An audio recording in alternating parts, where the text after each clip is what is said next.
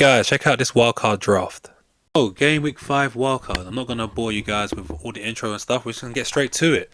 In goal, I have Fabianski for 4 mil. The reason why I put Fabianski is because Areola at West Ham, he seems to get injured a lot.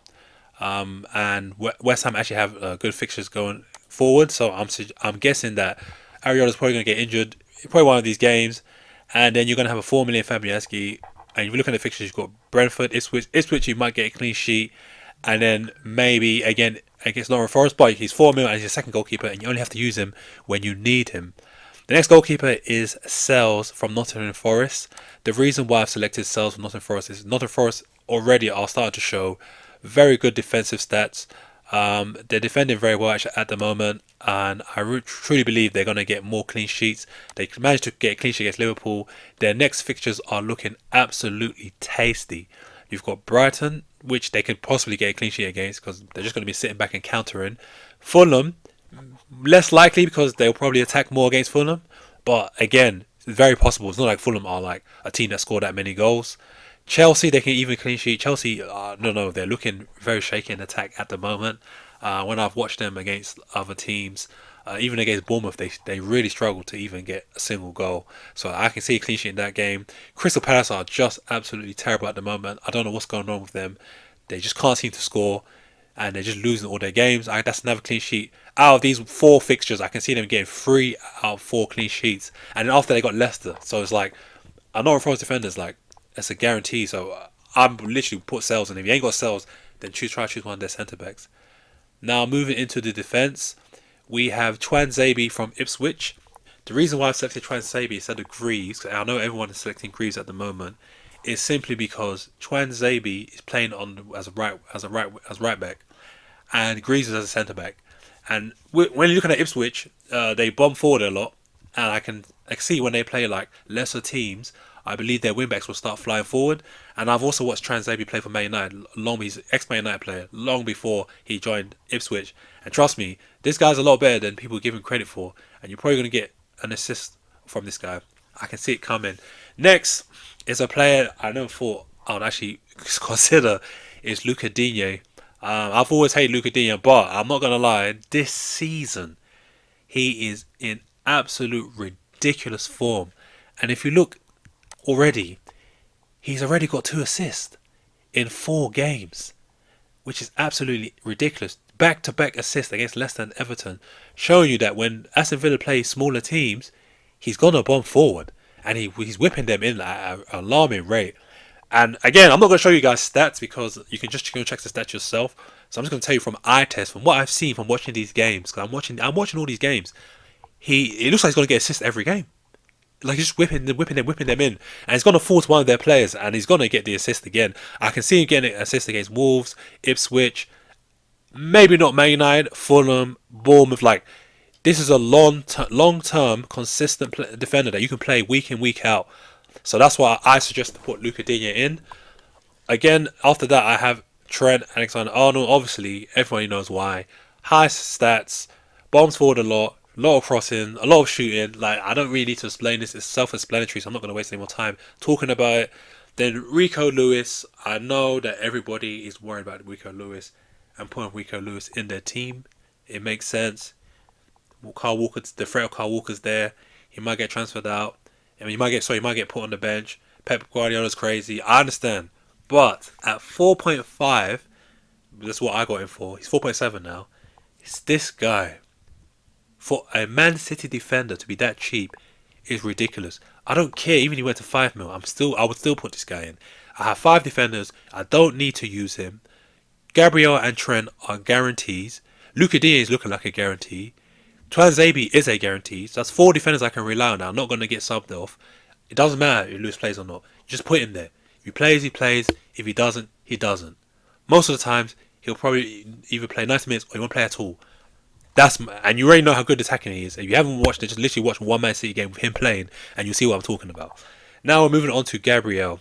Gabriel, self-explanatory again. Bullet headers every now and then. Scores headers. I don't know how he keeps doing it. Arsenal never concede. Don't need to waste any more time on that. Now we're moving to the midfield. Mohamed Salah. The price is expensive, but unfortunately, I've watched this guy. I watched the last game in the Champions League against AC Milan. This guy could have scored 2 or 3 goals. He's still just as dangerous. He's still annoying. I'm sorry, you have to have him. Rogers, yes, I put Rogers. This guy is so frustrating. Blank, blank, blank, blank. 4 blanks in a row. But unfortunately, he's playing for an extremely attacking team. If Watkins doesn't score, he probably might score. Their next fixtures are just looking easy. I mean, Wolves are conceding like crazy. Somehow they lost to Newcastle when they're winning. Ipswich, they don't concede like crazy, but they press a lot. And Aston Villa on the counter attack especially Rodgers, is absolutely disgusting.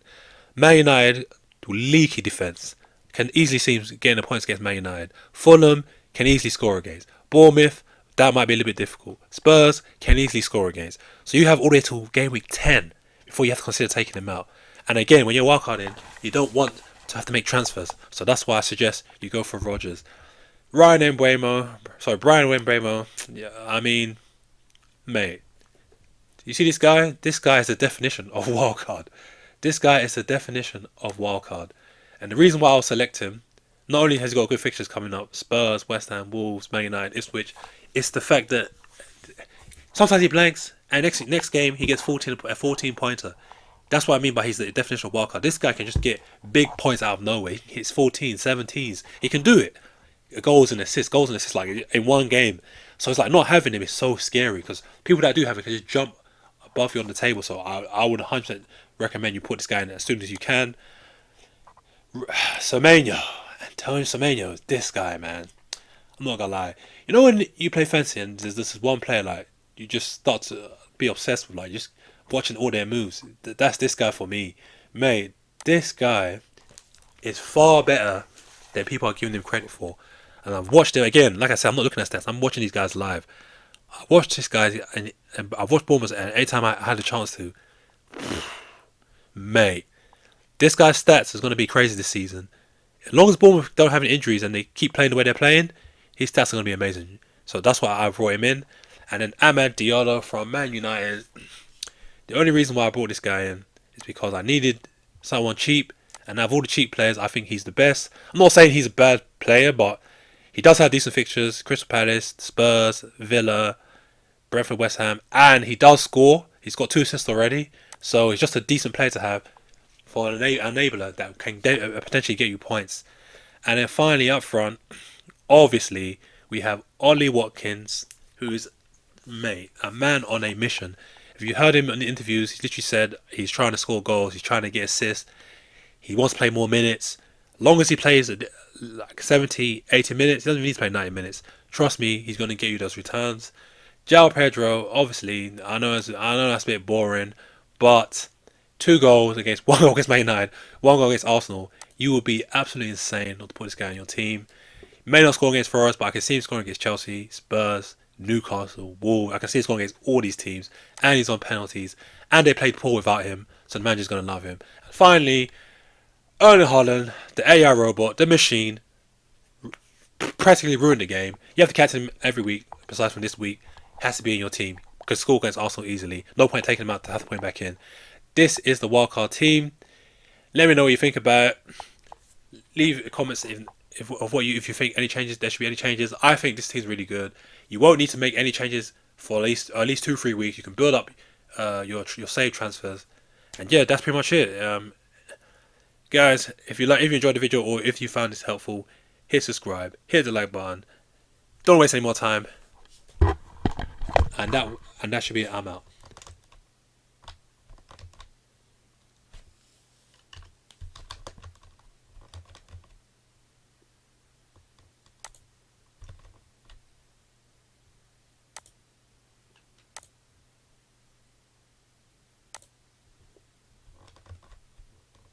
Mate, how do I stop the recording? How do I stop the recording? Shit. I didn't read how to stop the recording. You're an idiot.